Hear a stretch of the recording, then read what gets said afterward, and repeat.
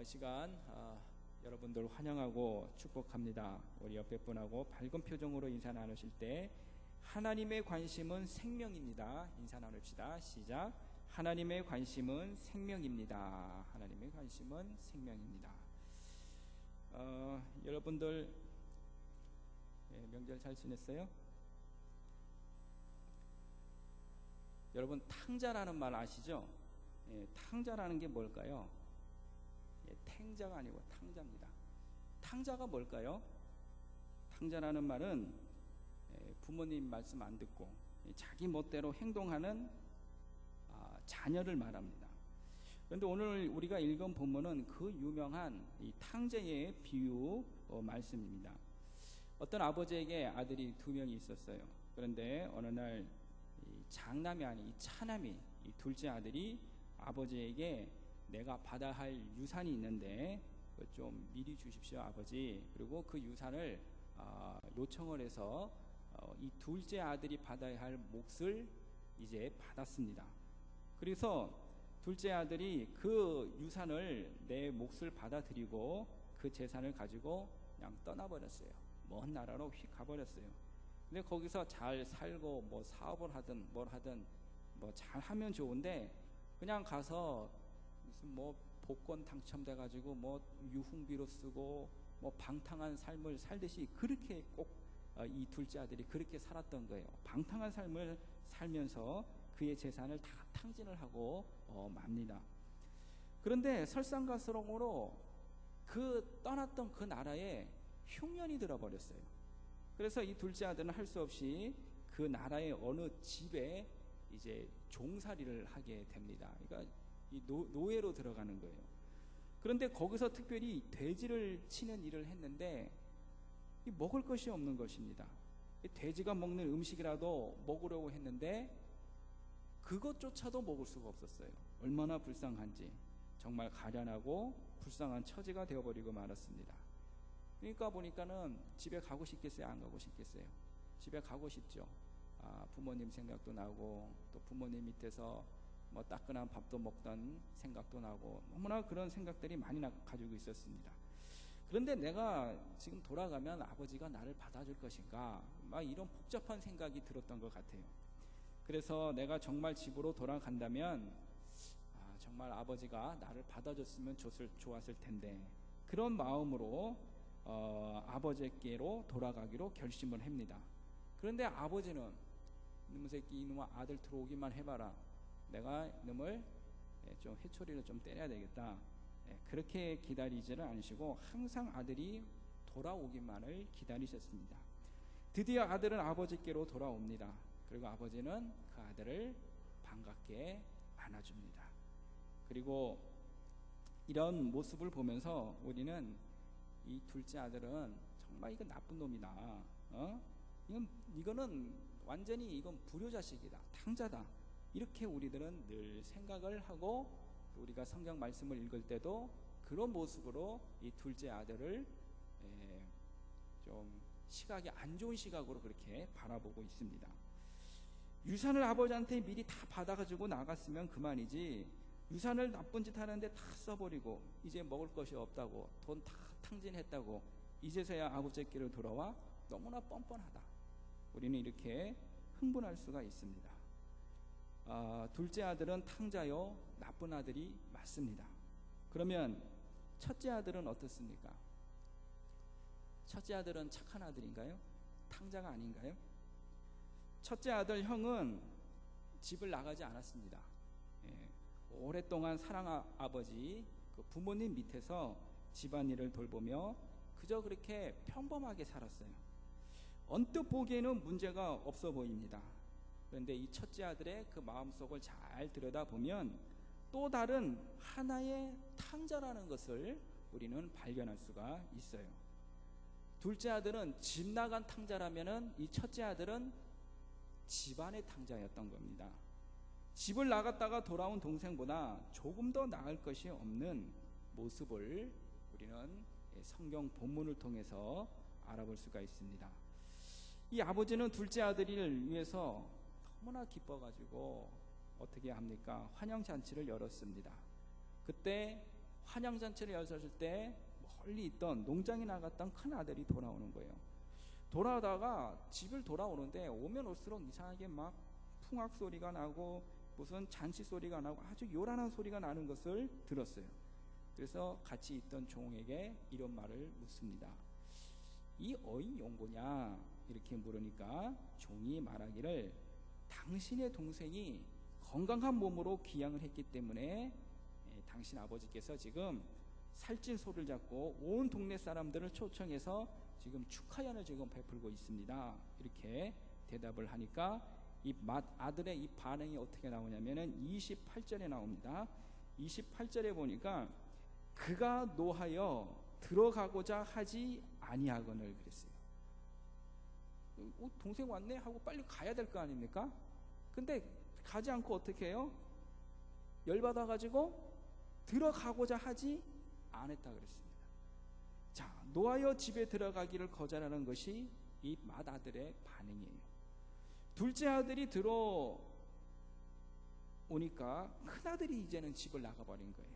우리는 여기서 집 나간 탕자가 있으면 집 안에 있는 탕자를 우리가 볼 수가 있습니다. 그 분노한 이유를 한번 오늘 누가복음 15장 29절에서 30절까지의 말씀을 우리 같이 읽어보도록 합니다. 시작. 아버지께 대답하여 이르되 내가 여러 해 아버지를 섬겨 명을 어김이 없거늘 내게는 염소 새끼라도 주어 나와 내 벗으로 질리게 하신 일이 없더니 아버지의 살림을 창녀들과 함께 삼켜버린 이 아들이 돌아오매 이를 위하여 살찐 송아지를 잡으셨나이다. 자, 맏아들이 화낸 이유를 들어보니까 어떻습니까? 맞아요, 틀려요? 아주 논리정연하게, 아주 이성적으로, 아주 누가 들어도 당연히 이 큰아들의 말이 옳다라는 것을 우리는 알 수가 있습니다. 표면적으로 드러난 이 맏아들의 발언에서 여러분 비판할 거 있으면 한번 비판해 보십시오. 여기서 꼬투리 잡을 거 있으면 한번 꼬투리 잡아 보십시오. 찾아볼 수가 없어요. 그런데 이 맏아들의 이러한 불만의 그 배후에는, 그 내면에는 여러분 중대한 과오가 있었습니다. 그것이 무엇일까요?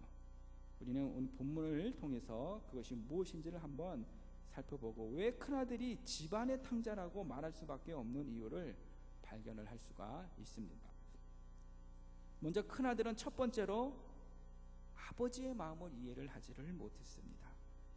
우리는 보통 둘째 아들이 아버지의 마음을 몰랐다고 생각을 합니다. 재산을 나누어 분가시켜 줄 때를 기다리지 못하고 아주 그냥 서둘러 독립을 요구하며 재산을 받아 먼 나라로 떠나갔던 이 둘째 아들, 참 어리석다, 참 뻔뻔스럽다, 이렇게 생각을 합니다. 물론 둘째 아들은 아버지의 심정을 헤아리지를 못하고 어리석은 짓을 범하고 말았어요. 자, 그러면 이 맏아들은 진정 아버지의 심정을 잘 이해하고 지금 살아가고 있는 것입니까? 오늘 본문을 통해 살펴보면 맏아들도 똑같아요. 아버지의 심정을 몰랐던 겁니다. 평소에 자기는 아버지의 마음을 다 알고 있다고, 나는 부모님 말씀 잘 따르고 순종하고 내 할 일 시키는 거 열심히 잘하고 있다라고 생각을 가졌는데 자기 동생이 돌아오니 아버지의 처사가 이거는 내 생각과는 전혀 달랐던 거예요. 그래서 큰아들이 아버지의 마음을 잘 알지 못하고 있다는 것을 지금 말하고 있는 겁니다. 여러분, 아버지의 관심이 뭡니까? 아버지의 관심은 물질이 아니에요. 잃어버린 영혼입니다. 잃어버린 생명입니다. 그러나 집안에서 날마다 아버지와 함께 있었고 함께 예배를 드렸고 함께 일했던 큰아들은 동생에게 관심이 있었던 것이 아니라 요 돈, 이 머니에만 관심이 있었던 거예요. 아버지는 여러분 둘째 아들이 살아서 돌아온 것만 해도 너무너무 기뻤던 겁니다. 그러나 큰아들은 그 동생이 돌아옴으로써 나에게 일어날 손해를 지금 계산하고 있었던 거예요. 이스라엘 상속법에 따르면 아들이 둘일 경우에 형은 그 아버지의 재산의 유산의 3분의 2를 받습니다. 그리고 차남은 그 재산의 3분의 1을 가지게 되어 있습니다. 그런데 동생은 아버지가 세상을 떠나기 전에 미리 유산을 땡겼었어요. 3분의 1을 내가 받아야 할 몫을 미리 땡겨 유산을 먼 나라로 가서 그냥 유흥비로 다 탕진을 하고 말았던 겁니다. 그런데 이 맏아들은 지금 현재 아버지의 재산은 아버지가 살아계시는 동안만 아버지의 것이지, 아버지가 돌아가시면 이 재산은 모두 내 것이라고 그렇게 생각을 갖고 있었던 겁니다. 근데 지금 동생이 돌아와서 오늘 뭐 잔치 비용부터 시작해서 살찐 소를 잡고 앞으로 동생이 쓰는 돈, 그것을 다 계산해 보니까 내 돈을 쓰는 것과 마찬가지라는 계산이 나오게 되는 것입니다.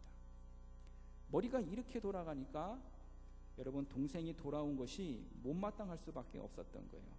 그래서 아버지께서 아버지한테 이런 말을 하는 거죠. 30절에 보니까 아버지의 살림을, 그러니까 받은 유산을 창녀들과 함께 삼켜버린 이 아들이 돌아왔다. 아주 살랄하게 비꼬듯이 이렇게 아버지한테 얘기를 하는 것입니다. 객관적으로 보면 아버지의 유산을 미리 받아서 쓴 둘째 아들, 그리고 아버지가 죽기를 기다려 유산이 자기 것으로 되기를 바라던 이 첫째 아들, 여러분 누가 더 나은 아들입니까? 첫째 아들일까요? 둘째 아들일까요? 여러분은 누가 더 괜찮다고 생각을 합니까? 둘 다 똑같아요. 둘 다 탕자입니다. 집을 나가지 않았다는 것만 다를 뿐이에요. 이렇게 내가 가지고 있는 돈을 앞세우고 돈에 대한 집착이 강해지면 여러분, 이성은 마비되기가 쉽습니다. 어떤 배가 가다가 파손이 되어서 이제 배에 탔던 사람들이 이제 조그만한 구명보트에 이제 올라타려고 해야 되는데, 그 구명선에 도달하려고 그러면은 이 가느다란 줄을 타고 가야만 했습니다. 한 사람씩 건너가는데 제일 마지막까지 건너가지 못한 사람이 발을 동동 구르고 있어요. 딴 사람들은 다 줄을 타고 내려가는데 이 한 사람은 마지막까지 건너가지를 못하고 있는 겁니다. 그게 이유가 뭐냐면 이 사람에게는 금덩어리가 많이 가지고 있었기 때문에 그 금을 두고서는 도저히 구명선을 탈 수가 없었던 겁니다. 그래서 금덩어리를 허리에 차고 건너가게 되는데, 무거운 몸으로 가느다란 줄을 잡고 건너가는데 가운데쯤 오니까 그만 그 몸이 그냥 무거워서 줄이 그만 툭 하고 끊어지고 말았습니다. 여러분, 무엇이 중요한 겁니까? 이 아버지는 말씀하기를 이 아들은 죽었다가 살았고 잃었다가 얻었고 더구나 건강한 모습으로 돌아왔으니 우리가 이렇게 기뻐하고 즐거워하고 잔치를 베푸는 것이 마땅하지 않느냐, 이렇게 말씀을 하시는 거예요. 생명이 제일 중요하기 때문에 재산이 없어진 것은 상관하지 않습니다. 건강하게 돌아온 것에 만족하고 기뻐했어요. 그런데 형은 지금 내 재산이 충난다는 계산만이 앞섰기 때문에 이 동생을 받아들인다는 것이 영 못마땅했던 겁니다. 여러분, 우리 하나님은 물질보다는 영혼을 사랑하십니다. 생명을 사랑하세요. 그러면 우리가 진정으로 하나님의 마음을 잘 알고 있다면 여러분, 우리는 영혼을 구원하기 위해 최선을 다해야 합니다. 나만 예수 잘 믿으면 되지, 나만 믿음 생활 신앙생활 잘하면 되지, 이런 생각을 가져서는 안 되는 거예요. 여러분, 우리 주변의 사람들의 영혼을 구원하기 위해서 여러분 전도를 해야 합니다. 이것이 바로 하나님 아버지의 마음을 바로 이해하는 거예요. 두 번째로, 하나님의 아버지의 그 말씀에 잘 순종하고 있다고 큰아들은 착각을 하고 있습니다. 29절에 보니까 이런 말씀이 있어요. 아버지께 대답하여 이르되 내가 여러 해 아버지를 섬겨 명을 어김이 없거늘. 이게 뭔 말입니까? 나 아버지 명령하라는 거, 심부름하라는 거, 시키는 거 네, 다 했습니다. 거역한 일 한 번도 없습니다. 그것도 아주 그냥 여러 해 동안 아버지를 섬겨왔고 명을 어김없이 내가 행했다, 이렇게 지금 주장을 하고 있습니다. 명을 어김이 없다라는 말을 그대로 생각해 보면은 겉으로 순종한 것은 여러분 사실이에요. 그러나 내적으로는 순종이라는 것 뒤에는 대단히 지금 위험한 저항이 지금 깔려 있는 겁니다. 마가복음 10장 20절에 보면은 어떤 부자 청년이 예수님께 나와서 이렇게 묻습니다. 예수님, 어떻게 해야 내가 영생을 얻겠습니까? 이렇게 물으니까 예수님께서 뭐라고 대답합니까? 네가 율법을 아느냐? 이렇게 묻습니다. 그러니까 이 젊은 청년은 어릴 적부터 다 지켰습니다. 이렇게 얘기를 하는 거예요. 어릴 적부터 다 지켰습니다. 이 말이 여러분 문제가 되는 것입니다. 만일에 이 청년이 어떻게 율법을 다 지킬 수 있겠습니까? 도저히 지킬 수가 없습니다 말했다면 아마 예수님께서 이 영생을 얻을 수 있는 길을 알게 되었을 텐데, 내 어릴 적부터 다 지켰습니다 이렇게 말했기 때문에 스스로 영생을 얻을 수 있는 길을 막았던 거예요. 여러분, 어떻게 율법을 다 지킨 자가 어째서 또 영생에 대해서 물을 수가 있어요? 여러분, 이렇게 묻는 것은 굉장히 착실한 것 같지만은 자기 의에 빠진 여러분 교만한 사람입니다. 우리가 나가서 때로 전도해 보면은 이런 사람들을 만나죠. 내가 무슨 죄가 있냐? 나는 깨끗한 사람이다. 이렇게 자기 의에 빠진 사람을 우리는 종종 만날 수가 있습니다. 어떻게 보면은 교만하기도 하고, 또 어떻게 보면은 참 불쌍한 사람들이에요. 자신이 어디에 병이 들었는지 잘 모르는 사람들입니다. 여러분, 지금 이 큰 아들은 아버지의 명령을 어긴 것이 없다고 하면서 실제적으로는 아버지의 마음을 지금 슬프게 하고 있는 거예요. 아프게 하고 있는 거예요. 겉으로 모습을 보면은 큰 아들은 아주 그럴듯하죠. 아버지 말씀 잘 듣고 순종 잘했던 그런 아들입니다. 그러나 내면적으로 보면은 얼마나 아버지에 대해서 부족하고 불효한 아들인가를 자신은 모르고 있었던 거예요. 어떤 사람은 이 아들을 굉장히 칭찬할 수도 있겠지만 지금 이 아들은 자기만 아는 메마른 사람이었습니다. 여러분, 나의 위치를 알고, 나의 분수를 알고, 나의 부족함을 알고, 죄인임을 알고, 내적인 고민과 심각성이 있어야 하는데 이 큰 아들에게는 이런 것이 없었어요.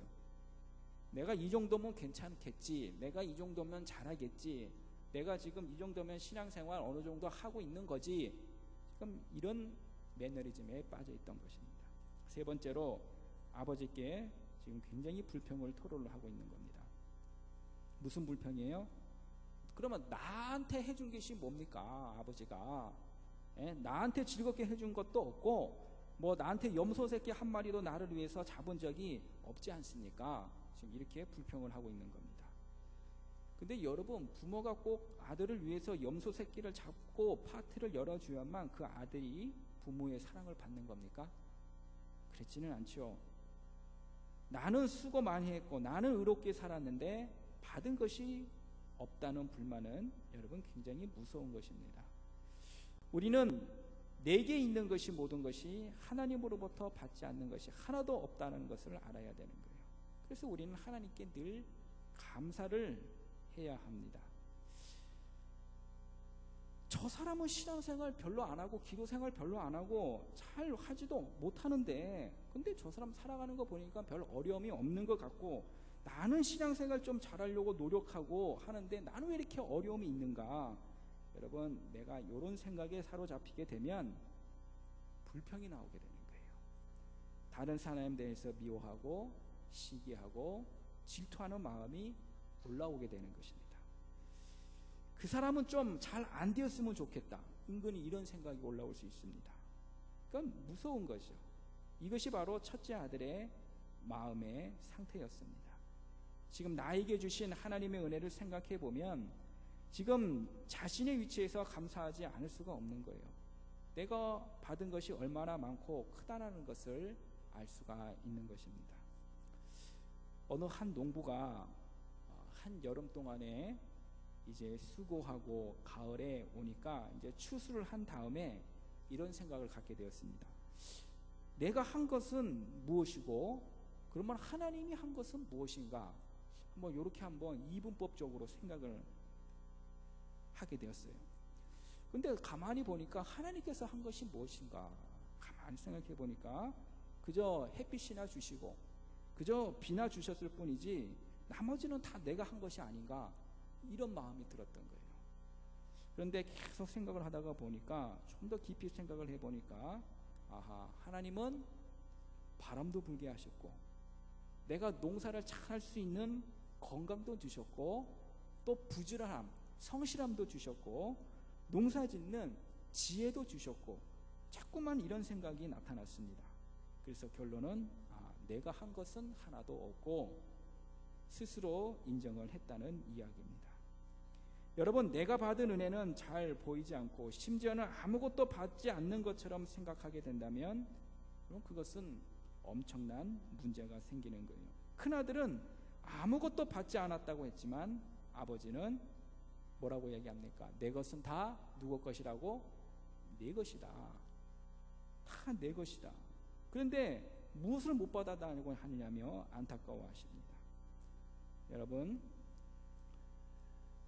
미국의 월버 체프만이라는 유명한 전도자이고 목사님이셨던 분이 계셨는데 그 목사님의 교회에 어떤 교인이 13살 때 가출한 아들을 찾으러 매일 그렇게 다녔답니다. 이곳저곳을 헤매던 중에 어느덧 18년 만에 18년이 지났으면 몇 살이 됩니까? 13살에서 18을 더하면 30세가 넘나요? 31살인가요? 예. 그 아들을 발견했어요. 그 역전에서 막 나오려고 하는데 어떤 남루한 옷차림의 청년이 초점 없는 눈으로 방황하며 구걸을 하고 있었습니다. 마치 마약 환자처럼 보이는 이 청년이 자기에게로 달아와서 25센트만 주세요 하고 말했을 때 그가 구걸하는 청년이 자기 아들인 것을 단번에 알아볼 수가 있었습니다. 야, 너 지금 너 톰 아니냐? 나는 내 아버지다. 그러니까 이 청년은 그 말에는 들려오지 않고 여전히 초점 없는 눈동자로 아저씨 25센트만 주세요. 계속 구걸했습니다. 이 아버지가 아들을 덥석게 안으며 이렇게 소리를 지릅니다. 야, 이놈아, 25센트가 문제가 아니다. 내가 바로 네 아버지다. 너는 내 아들이고 그렇기 때문에 내 집과 내 돈 그리고 나의 농장이 다 내 것이다. 내 생명조차도 내 것이다.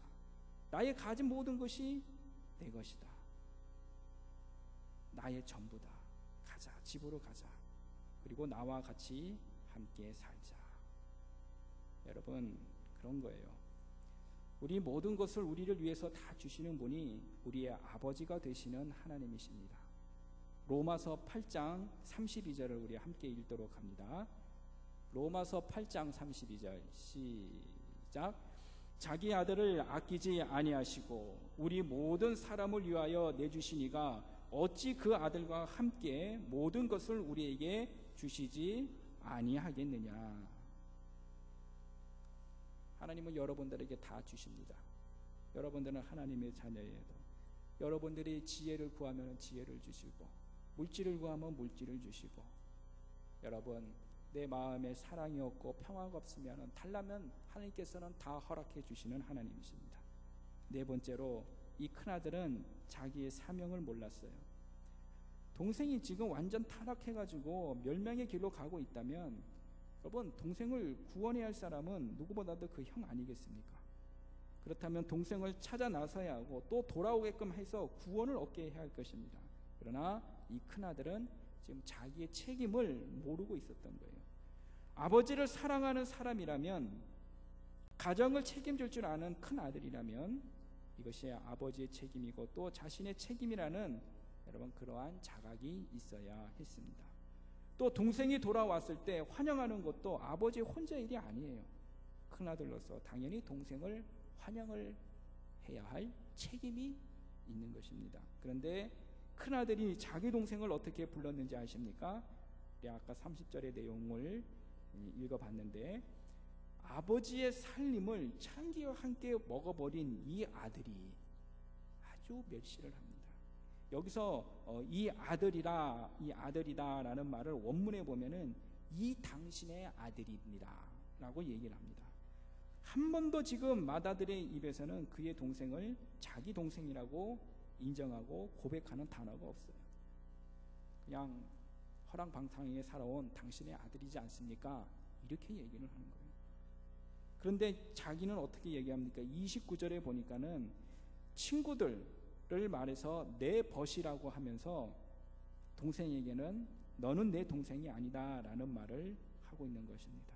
그런데 아버지는 큰아들에게 돌아온 탕자를 뭐라고 얘기합니까? 내 동생, 너의 동생이라고 분명하게 얘기를 해주고 있습니다. 여러분, 우리는 나의 특권을 주장하고 누리기에 앞서서 복음 전할 책임을 다하고 있는가 생각해 보아야 할 것입니다. 오늘날 교회 안에서도 하나님의 아버지의 마음을 아프게 드리는 탕자가 있을 수가 있습니다. 뛰쳐나간 사람만 탕자가 아니라 안에도, 집 안에 있는 탕자도 여러분 분명히 있는 거예요. 그래서 마가복음 16장 15절에 보면은 주님께서 제자들에게 이런 말씀을 하십니다. 시작. 또 이르시되 너희는 온 천하에 다니며 만민에게 복음을 전파하라. 여러분, 죄인 하나가 회개하고 돌아오는 것이 의인 99명 때문에 그걸 기뻐하는 것보다 더 기뻐한다고 말씀하셨어요. 여러분, 한 영혼이 돌아오는 게 얼마나 중요합니까? 얼마나 기뻐해야 할 일입니까? 우리가 가장 기뻐해야 할 일은 멸망할 영혼을 구원하는 일이요, 또 우리가 가장 힘써야 할 일은 땅끝까지 복음을 전하는 일입니다. 여러분, 이제 말씀을 마무리하면서 우리는 항상 둘째 아들을 생각하면서 참 나쁜 아들이구나, 탕자구나 이렇게 생각을 합니다. 그러나 둘째 아들은 아버지께 돌아왔어요. 과거의 삶이 어쨌든지, 과거의 삶이 얼마나 허랑방탕하게 탕진을 했는지 그것이 중요한 게 아닙니다. 돌아온 게 중요한 거예요. 돌아왔기 때문에 아들의 신분을 다시 얻게 된 것입니다. 참 다양한 일이 아닐 수가 없어요. 그렇다면 나는 탕자가 아닌가? 다시 한번 내 자신을 살펴봐야 합니다. 나는 하나님의 아버지의 마음을 잘 이해하고 있는가? 하나님의 뜻을 내가 잘 선택하며 그 길로 가고 있는가? 나는 하나님의 아버지의 말씀에 잘 순종하고 있는가? 불평과 원망이 없는가? 나는 사명에 충실하고 있는가? 여러분, 생각할 수 있어야 합니다. 우리가 말씀을 통해서 회개할 것은 회개하고 다시 한번 하나님의 자녀로서 바르게 살겠다고 결심하고 그렇게 사는 저와 여러분이 되어서 하나님 아버지를 기쁘게 해드리기를 원하는 그러한 사람이 되기를 우리 주님의 이름으로 축복합니다. 기도하시겠습니다. 고마우신 아버지 하나님,